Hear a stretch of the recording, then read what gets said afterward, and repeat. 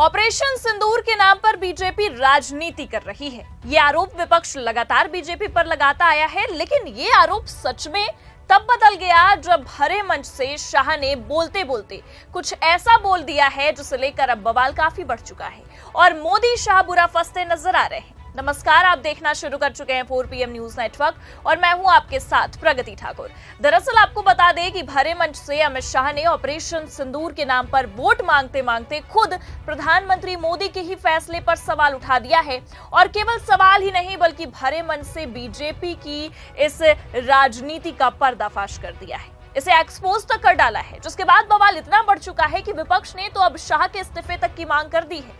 तो फिलहाल कैसे गृह मंत्री शाह ने मंच से बोलते बोलते मोदी के ही फैसले पर सवाल दागा है, आपको बताएंगे, और कैसे ही अपने पैर पर कुल्हाड़ी मारते हुए मोदी शाह की राजनीति का झूठ एक्सपोज हो चुका है और इस्तीफा देने तक की नौबत आ गई है, उस पर भी आएंगे। लेकिन इन सबसे पहले आप ये वीडियो देखिए जिसने बीजेपी के सारे धागे खोल कर रख दिए हैं। और अंत में सबसे बड़ी बात, मुस्लिम वोट बैंक को खुश करने के लिए ममता दीदी आपने ऑपरेशन सिंदूर का भी विरोध किया।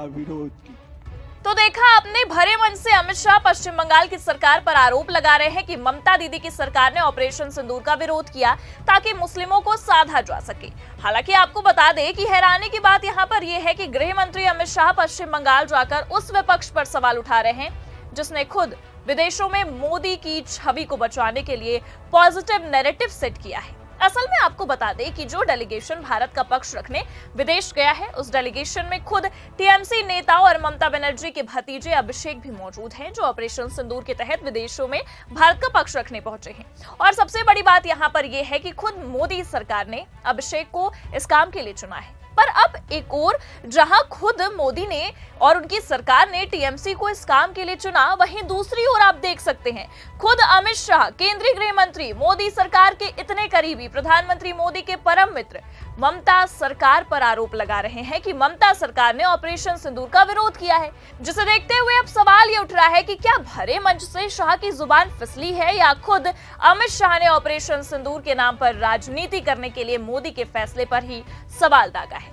जी हां, आपको बता दें कि भरे मंच से पश्चिम बंगाल की जनता को साधने के लिए ऑपरेशन सिंदूर के नाम पर राजनीति करने के लिए शाह ने खुद के साथ साथ प्रधानमंत्री मोदी तक की भद्द पिटवा कर रख दी है।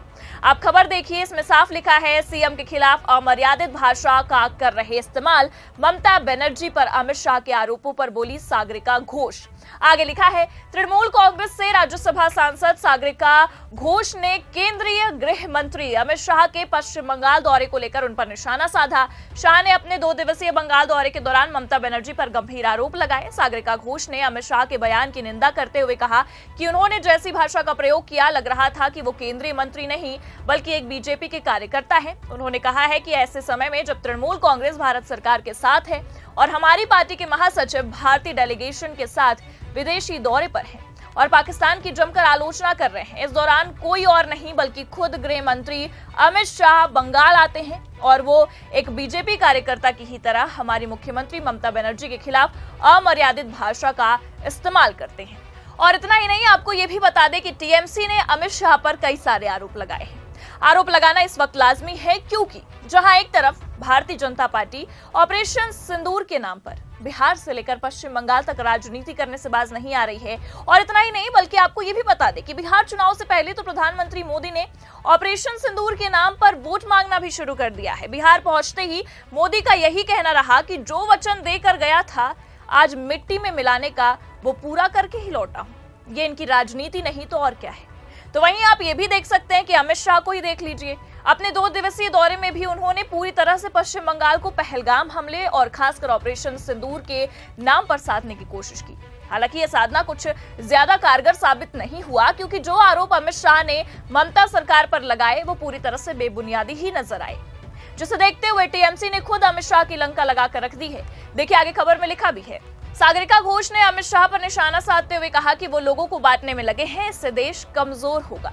अमित शाह और उनका गैंग ही असली देशद्रोही है, वो गैर बीजेपी सरकारों को गिराने में लगे हैं। उन्होंने आगे ये भी कहा कि अमित शाह गृह मंत्री के तौर पर फेल साबित हुए हैं, उन्हें इस्तीफा दे देना चाहिए। सागरिका घोष ने दावा किया कि अमित शाह बांटो और राज करो की राजनीति कर रहे हैं। तो फिलहाल पहलगाम हमले के दिन से ही अमित शाह इस्तीफा दो हर जगह ट्रेंड कर रहा था, ये आप भी जानते हैं। लेकिन बावजूद उसके ना तो गृह मंत्री ने इस्तीफा दिया और ना ही इंसानियत के नाते पीड़ितों का हाल जानने वहां पर पहुंचे। बस किया तो क्या किया, राजनीति जो बिहार से पश्चिम बंगाल तक चल रही है और वोट मांगने का एक एजेंडा सेट करते हैं। हालांकि ये आप भी जानते हैं कि इनका ये एजेंडा किसी भी तरह से कारगर साबित होता नजर नहीं आ रहा है और आगे आएगा भी नहीं, क्योंकि पहले तो बिहार दौरे के दौरान प्रधानमंत्री मोदी को भारी फजीहत का सामना करना पड़ा, भरे मन से नीतीश कुमार ने बेइज्जत किया और कहीं ना कहीं बिहार की जनता ने तो कुर्सियां खाली करके, कुर्सियां छोड़कर औकात तक दिखा दी कि आने वाला चुनाव कैसा मोड़ लेने वाला है। लेकिन अब आप देख सकते हैं कि मोदी के बाद अमित शाह की भी वही हालत नजर आ रही है, क्योंकि शाह ने भरे मन से भले ही ममता बनर्जी पर निशाना साधते हुए कहा कि उन्होंने बंगाल में घुसपैठ, महिलाओं पर अत्याचार, बम ब्लास्ट और हिंदुओं के खिलाफ हिंसा वाला राज्य बना दिया है। जब से ममता बनर्जी सत्ता में आई है, सैकड़ों बीजेपी कार्यकर्ताओं की हत्या की जा चुकी है। इस तरह के आरोप भले से अमित शाह ने लगाए हों, लेकिन अब ये आरोप खुद शाह पर भारी पड़ते नजर आ रहे हैं, क्योंकि शाह के हिसाब से टीएमसी एक ऐसा विपक्षी दल है, ममता सरकार एक ऐसी विपक्षी सरकार है जिसने पाकिस्तान के खिलाफ चलाए गए ऑपरेशन सिंदूर का विरोध किया है। लेकिन ये बात सरासर झूठ तब साबित हो गई जब खुद टीएमसी की ही सांसद ने प्रेस कॉन्फ्रेंस में सारे धागे खोल दिए और कहीं ना कहीं ये कहकर बीजेपी को एक्सपोज कर दिया कि ममता सरकार पर जो सवाल दाग रहे हैं वो खुद ममता सरकार के पास आए थे। जी हां, आपको बता दें कि ममता सरकार पर सवाल दाग रही है वो बीजेपी जो खुद ममता सरकार के ही नेता को भारत का प्रतिनिधित्व करने विदेश भेजती है।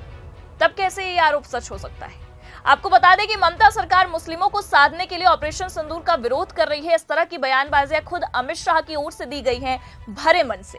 हालांकि अब ये जिस तरह से आरोप प्रत्यारोप का सिलसिला शुरू है, जिस तरह से मोदी सरकार ने ऑपरेशन सिंदूर के नाम पर राजनीति करना शुरू कर दिया है, प्रधानमंत्री मोदी बिहार में दौरा करते हैं लेकिन वोट केवल ऑपरेशन सिंदूर के नाम पर मांगते हैं। अमित शाह पश्चिम बंगाल के 2 दिवसीय दौरे पर रहते हैं लेकिन वोट ऑपरेशन सिंदूर के नाम पर मांगते हैं। इससे ये साफ समझ में आ रहा है, ये साफ दिखाई दे रहा है कि आने वाला बिहार चुनाव इस ऑपरेशन के इर्द गिर्द ही घूमने वाला है और खासकर आने वाला पश्चिम बंगाल चुनाव भी।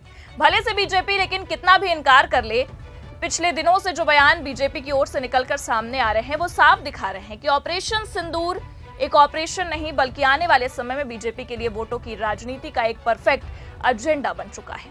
अब ये एजेंडा सच में बीजेपी की नैया पार लगाता है या डुबाता है? आपको क्या लगता है? क्या अब अमित शाह ने भरे मन से ये बेतुकी बातें करके खुद के ही पैर पर कुल्हाड़ी मार ली है और अपने साथ साथ मोदी को भी फंसा दिया है?